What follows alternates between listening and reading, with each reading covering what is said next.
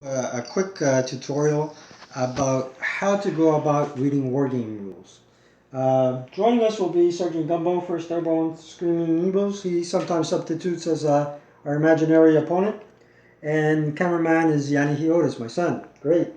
Now, as an example, I will be discussing the rules or how to go about reading the rule book for Smolensk Barbarossa Derailed OCS series by MMP. Now, this particular game has two sets of books, of rules. One is the series rule book, and the other is the game-specific rule book, altogether 75 pages. Nothing compared to some monster games that are over 200 pages. So I hope this tutorial helps. And what I'm going to suggest to you might sound counterintuitive, but it has been effective for me. And the first step, as a matter of fact, that I suggest is, instead of reading the rule book line by line, is pick up the charts and tables and read them first. Now, the charts and tables have some helpful hints, including what we have here is the outline sequence of play. That will give you the gist of the game. What follows what steps follow what. And of course, there is the game combat resolution table. The other thing that's important in this game is the logistics and supply, and there is also a summary chart to that. Now, once you've read the rules and once you've read the charts and tables, best to pick up the rule book and read the table of contents. Then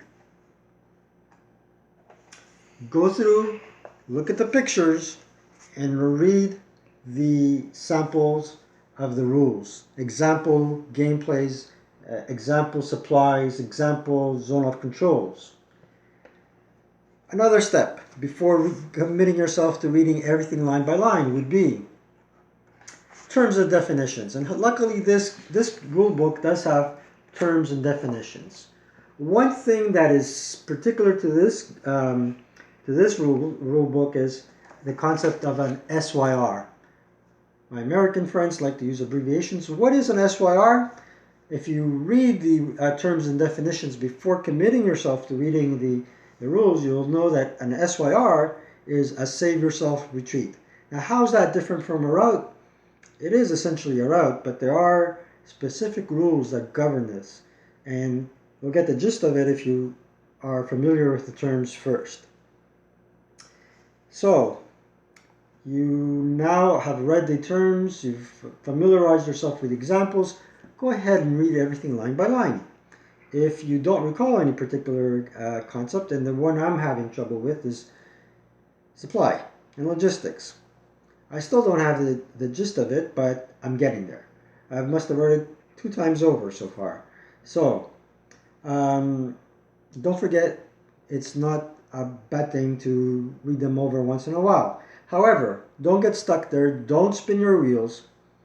Go ahead and do a quick or intro scenario. This game comes with an intro scenario called the disc. Sorry if I mispronounced it incorrectly. However, what does the quick intro scenario do is it allows you to play with a limited amount of components so you can get the gist of the game and get used to moving those counters around. And then if you're not familiar, while following the sequence of play, if you're not familiar with a set of rules that govern, let's say, movement, you can refer to the rule book and go back to the game. It's a way of getting a self-made tutorial. So you've done the intro scenario, and you're still a little bit stuck. What else can you turn to? Well, online resources. This is a OCS turn summary that I got from the OCS vault or archive online. Printed it out on colored paper and read it. So it's another resource that you can turn to. Now you've done all that and you want to enjoy the game. Go ahead, cut out the counters. Big controversy whether you should clip them or not. I would say at first don't. And set up a scenario and go ahead and play. Enjoy it. Don't be a rule book lawyer unless you're planning to play competitively at a tournament. Enjoy the game. And there's nothing wrong with house rules. In addition to that, since this exercise, playing this game, is partly involves history, this particular game does have a bibliography that's recommended. I, at a much earlier time, have read Heinz Guderian, Panzer Leader. Read it with a grain of salt. Obviously, this man has his prejudices. So, but it's good history. And what else can I say? Get yourself into it, immerse yourself in the rules, and hopefully you'll have fun.